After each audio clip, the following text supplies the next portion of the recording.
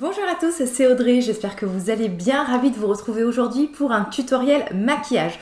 On va se focaliser sur le maquillage des yeux et je vais vous donner quelques astuces pour apprendre à dessiner, à épiler, à travailler vos sourcils. Épiler, maquiller, redessiner ses sourcils, c'est très important, c'est vraiment ce qui va apporter un cadre à votre maquillage, ça fait toute la différence, ne négligez pas cette étape. Je vais vous partager 2-3 petites astuces, je vais vous montrer en fait comment j'épile, comment je redessine les miens et puis je vais vous montrer aussi comment j'ai réalisé ce maquillage avec uniquement du maquillage que vous trouverez sur Mademoiselle Bio 100% naturel. Tous les liens seront bien sûr en barre d'infos. Je vous laisse avec la suite. La première chose que je fais en général avant d'épiler mes sourcils, c'est un peu de nettoyer, dégraisser, désinfecter la zone avec une lotion alcoolisée. J'utilise en général de l'Aqua Hypnotica sur un petit pad comme ça, des tendances d'Emma. Et en fait, ça va permettre de bien accrocher le poil de façon à ce que ça ne glisse pas et de nettoyer la zone. Ensuite, en général, j'aime venir brosser mes sourcils. Comment épiler et savoir où épiler. Donc la petite astuce, vous preniez un crayon ou quelque chose en fait pour avoir un repère et en fait votre sourcil va être déterminé par 3 points, c'est-à-dire un début, une fin et un milieu, et ce milieu en fait c'est le point le plus haut de votre sourcil. La première partie, vous bloquez votre crayon, alors attention contre l'arête du nez et pas contre votre narine, parce que si vous avez des narines très épatées, regardez, moi voilà mon sourcil doit arriver là, si je fais au niveau de mon narine, hop, mon sourcil serait beaucoup trop court. Donc l'arête du nez, on a notre premier repère, donc là c'est à peu près le début du sourcil. Le deuxième repère qui va être la fin du sourcil, donc l'arête du nez, le coin externe de l'œil, et là vous avez en fait votre point terminal, hop, juste ici où votre sourcil doit s'arrêter. Et pour le troisième point qui sera vraiment en fait l'accent circonflexe, le point le plus haut de votre sourcil, toujours la base du nez au niveau de la narine, vous allez venir vraiment regarder bien en face dans un miroir et comme repère, ça va être le milieu de votre pupille. Je le fais là devant un miroir pour pas faire de bêtises, l'arête du nez, ma pupille, et là, hop, juste ici, vous voyez, j'ai le point le plus haut de mon sourcil. Une fois que vous avez ces 3 repères, le début, le point le plus haut, la fin de votre sourcil, ça va vous permettre déjà de savoir comment le redessiner et où épiler. Donc bien sûr, vous allez épiler entre les sourcils, vous allez faire pareil de l'autre côté. Donc à ce niveau-là, tout ce qui va dépasser ensuite à la fin de votre sourcil. Et la zone la plus délicate, en fait, le point le plus haut, ça va plutôt vous aider lorsque vous allez dessiner votre sourcil avec votre crayon, votre outil, votre fard, selon ce que vous allez utiliser. En fait, ça va être l'endroit où vous allez un peu combler et monter le plus haut. Si vous n'avez jamais épilé votre sourcil, une fois que vous avez ces 3 repères, vous pouvez vous amuser à le dessiner, on va dire, manuellement avec un crayon bien noir que vous voyez vraiment un rendu visuel. Donc vous pouvez par exemple peut-être tracer carrément tout en entier votre sourcil et du coup tout ce qui va être en dehors de ce que vous avez dessiné et rempli, vous allez l'épiler. Quoi qu'il arrive, si c'est vraiment trop compliqué pour vous, faites-vous aider auprès d'une esthéticienne. Il vaut mieux y aller progressivement, épiler petit à petit que trop d'un coup. Si vous avez trop épilé, le fait de redessiner votre sourcil, ça va combler les trous, les manques, ça va vous faire quelque chose de plus joli. Et une petite astuce, si vraiment vous avez des sourcils très clairsemés, que vous voulez les fortifier, que vous avez peut-être trop épilé, que vous voulez avoir augmenté, activé la pousse, rien de tel que de l'huile de ricin. Vous prenez un petit goupillon comme ceci, vous mettez un peu d'huile et vous allez venir brosser vos sourcils tous les soirs avant de vous coucher, ça va vraiment fortifier votre sourcil. Bien sûr, la qualité de votre pince à épiler est très importante. Il faut vraiment que vous trouviez une pince qui convient à votre cil, à votre usage, où vraiment vous sentez que vous attrapez le poil à la racine et que ça ne casse pas le poil. Faites très attention, il y a certaines pinces à épiler qui vont en fait casser le poil comme si ça allait le couper et non l'ôter, enlever le bulbe pileux. Là, j'ai une très bonne pince à épiler que j'aime beaucoup, qui a un embout très effilé, donc même si vos poils sont très courts, ça va venir les attraper. La marque c'est Kobako, vous la trouverez, c'est chez Mademoiselle Bio. Par rapport à la fréquence d'épilation, je vous conseille une fois par semaine, voire une fois toutes les 2 semaines. N'essayez pas de faire tous les jours, sinon vous allez avoir vraiment une pousse et plusieurs pousses en même temps et vous allez être obligé tous les jours de traquer le poil rebelle, ça va vous faire perdre du temps. Donc il vaut mieux en fait faire une fois tous les 10 jours, une fois tous les 15 jours pour ne pas avoir à répéter ce geste trop souvent. Donc c'est parti, place à l'épilation. Alors une question qu'on pose souvent, c'est est-ce qu'on peut épiler le dessus du sourcil? Eh bien, dans certains cas, oui, selon votre forme de sourcil. Alors, je vous invite vraiment toujours, les premières fois, si vous êtes novice, à consulter un professionnel pour pas faire n'importe quoi et pour ne pas casser votre ligne du sourcil, hein, parce qu'après, c'est très très dur à rattraper.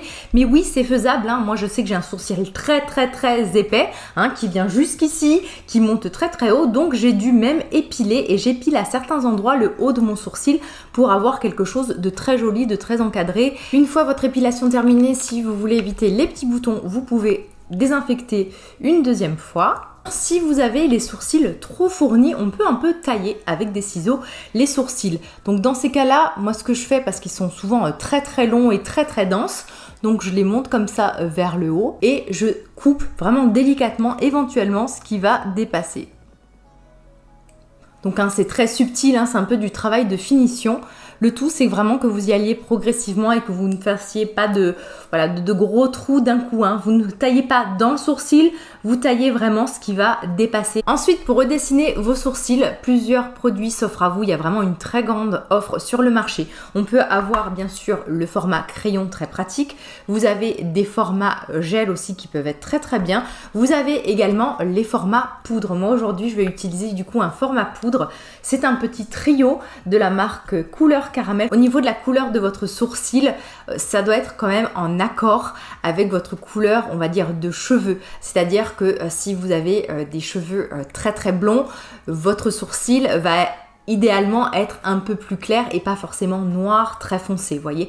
Par exemple, moi j'ai le cuir chevelu brun, j'ai des sourcils bruns, alors je vais pas opter pour un noir qui serait vraiment trop dur et trop intense, mais je vais opter quand même pour un brun assez foncé. Faites attention, certains aussi au niveau des nuances, vous avez vraiment des couleurs qui vont être froides, des couleurs qui vont être chaudes. Donc ça, c'est vraiment à essayer. Si vous avez plutôt une peau rousse, des cheveux cuivrés, c'est sûr que votre crayon doit sera un peu roux, un peu chaud. Si par contre, vous êtes sur des tonalités plutôt châtain, brune, blonde, il vaudra mieux opter pour des tonalités plus grisées, plus froides. Mais ça, c'est vraiment avec la pratique. Il faut que vous testiez des couleurs. Et encore une fois, faites-vous aider si vous n'arrivez vraiment pas à vous décider, si vous ne savez pas du tout quel produit choisir. Je vais prendre mon petit kit. C'est fourni avec un petit pinceau pour dessiner et remplir le sourcil et aussi avec un petit goupillon tout mini, hein, si vous devez rebrosser. Donc moi là je ne refais plus le repère, mais vous pouvez vous refaire le repère ou le garder, hein, si vous ne savez pas trop comment le remplir. Moi là j'ai pas besoin parce que je connais bien mes sourcils, j'ai l'habitude de le faire. Lorsque j'utilise des formats poudre, j'aime le faire une fois que j'ai fait mon teint, de façon à ce qu'il y ait un peu de matière qui accroche la poudre. Je vais opter donc pour la couleur, celle-ci, hein, moyenne, hein, pas la noire. Et en fait, je vais venir combler un tout petit peu en fait les trous. Donc on a vu que mon sourcil était un peu trop court à ce niveau-là. Et en fait, le but, c'est de vraiment venir faire petit à petit comme du poil à poil, comme si vous alliez remplir au fur et à mesure, pas de faire de gros traits et de gros remplissages. C'est vraiment comme si vous alliez imiter les poils lorsque vous allez redessiner, que vous fassiez avec de la poudre ou que vous fassiez avec un crayon. Il faut que vous imitiez le poil naturellement. Je vais marquer par exemple le plus haut point de mon sourcil qui va être là. Et ensuite, je sais que cette partie-là, donc là ça a été le plus haut point, je vais redescendre doucement. Et une fois que vous avez plus ou moins rempli votre sourcil, je vous conseille encore une fois de brosser. Ça va permettre d'ôter les résidus de poudre, de faire un petit côté un peu plus naturel. On passe au maquillage des yeux. On va faire quelque chose de très très simple, de très très doux. Je vais utiliser la palette essentielle de Couleur Caramel, c'est la palette numéro 1. Donc là c'est vraiment une version où vous avez des fards mat, des fards irisés, mais toujours dans des tonalités très chaudes, très on va dire presque automnales. Je commence par unifier ma paupière avec le fard beige qui se trouve juste ici. Le fait en fait d'unifier ma paupière avant va faire que tous mes fards vont mieux s'estomper, ça va se travailler beaucoup plus joliment, surtout si vous allez mettre de la couleur. Donc je fais ça vraiment avec un gros pinceau. Ensuite, je vais venir prendre cette couleur qui va être une très très jolie couleur de transition. C'est un brun que je vais venir prendre avec un pinceau estompeur et que je vais venir appliquer dans tout le creux de ma paupière pour commencer à vraiment creuser, à redéfinir l'œil. Je continue ma couleur de transition, je vais faire une sorte de chaud-froid, vous allez voir, parce qu'on a vraiment en fait des tonalités de brun, on a une tonalité de brun chaud et une tonalité plutôt froide. Et en fait je vais faire un mix des deux, donc vraiment mon creux je le fais d'abord avec ce fard de transition qui est plutôt chaud. Avec un petit pinceau précision, je vais venir prendre ce brun qui est juste ici et je vais venir intensifier mon coin pour donner du relief au maquillage.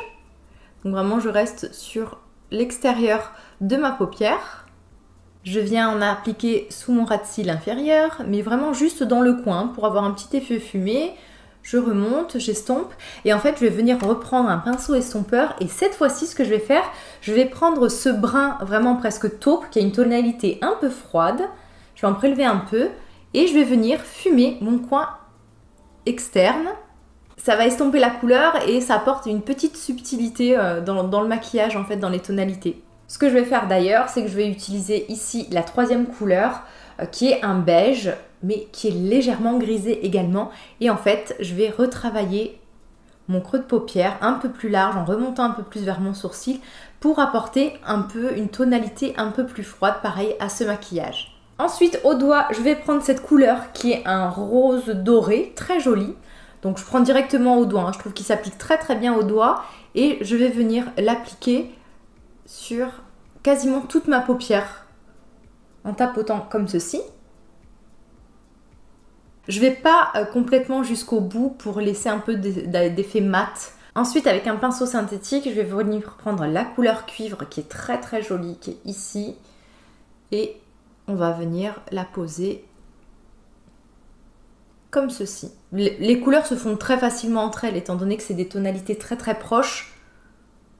Et que les fards se travaillent très très bien. Franchement, vous verrez, c'est un maquillage qui se réalise très rapidement au ras des cils inférieurs. Je vais apporter de la lumière, pour ça je prends un pinceau encore plus précis avec un petit embout. Je viens prendre ce beige irisé ici que je vais venir mettre en fait sous mon sourcil, vraiment le point le plus haut qu'on a dessiné tout à l'heure. Et au niveau du coin interne de l'œil, encore une fois, pour accrocher la lumière. Pour être sûr qu'il n'y a pas de démarcation, je vais venir reprendre mon fard beige avec mon petit pinceau estompeur et je vais venir faire la transition entre tous mes fards estompés pour être sûr que tout est bien diffus. Pour le mascara, je vais appliquer 2 couches de mascara et en fait, je vais appliquer le mascara Lily Lolo, le Big Lash que j'adore et le mascara Révolution Backstage de couleur caramel. Le mascara de Lily Lolo va apporter beaucoup de volume, on est sur une brosse très très dense en poil et le mascara de couleur caramel qui a par contre une brosse en picot va apporter beaucoup d'allongement et va permettre aussi de bien séparer les cils. Le combo des deux est juste parfait je trouve. On va terminer ce maquillage ensemble. Je ne vous ai pas montré ces étapes, mais au niveau du teint, j'ai utilisé le Delia, le True Skin Serum Foundation et l'anti-cerne de la même gamme, donc le True Skin Serum Concealer. Pour le bronzer, je vais prendre la mosaïque de couleur caramel que je vais venir apposer sur les bombées du visage où je prends le soleil. C'est un très joli bronzer totalement mat, il n'est pas du tout irisé, donc il est très très joli. Pour le blush, je vais utiliser le Doll Face de Lily Lolo qui a une jolie teinte pêche. La petite astuce avec le blush, c'est toujours le raccord au niveau du creux de la paupière. Pour apporter un peu de lumière, je vais utiliser le blush irisé Doll Face, alors qu'on peut vraiment utiliser comme un highlighter parce que vous allez voir, c'est très pailleté, c'est très très joli. Je vais venir la poser juste à ce niveau pour apporter un effet glacé très très beau et accrocher la lumière. On peut même prendre une petite touche et en remettre dans le coin interne de l'œil et au point le plus haut sous le sourcil pour accrocher encore une fois la lumière. Au niveau des lèvres, on va rester dans la discrétion. Je vais redessiner mes lèvres avec un crayon de couleur caramel en teinte bois de rose et je vais ensuite appliquer du gloss l'English Rose de Lily Lolo.